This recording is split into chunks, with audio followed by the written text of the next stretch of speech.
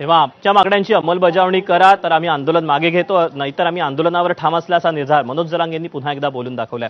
तिथे बीडच्या गेवराईमध्ये लक्ष्मण हाके आणि विरुद्ध विजयसिंह पंडित या वादाचा पुढचा अंक आज पुन्हा एकदा पाहायला मिळालेला होता।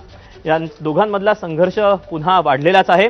हाकेंना गेवराईत येण्यापासून पोलिसांनी रोखलं, यानंतर हाके पुन्हा जालन्यात परतले। दरम्यान कालच्या राड्यानंतर हाकेंसह 13 जणांविरोधात गुन्हा दाखल झाला।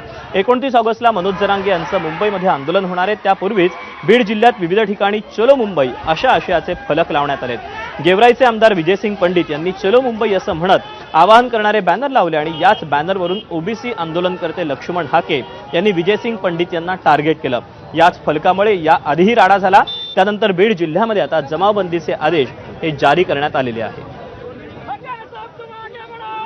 मराठा बांधव जे काही आहेत मुंबईला येणार आहेत आणि त्याच्यात कसं काय ह्याच्यामध्ये हे रोखता येईल, ह्याच्यात कशी आडकाठी घालता येईल, काहीतरी ह्याच्यामध्ये कुदांड कसं आपल्याला काढता येईल आणि हे कसं त्याच्यामध्ये अजून चिघळल वातावरण, हे षडयंत्र ह्याचं आहे। कुणी काही करू नका आणि फोनवर आहे मी सगळ्यांना सांगतोय, काही करू नका। मला काल परवापासून लोक म्हणतात त्याला पापड्या म्हणतात।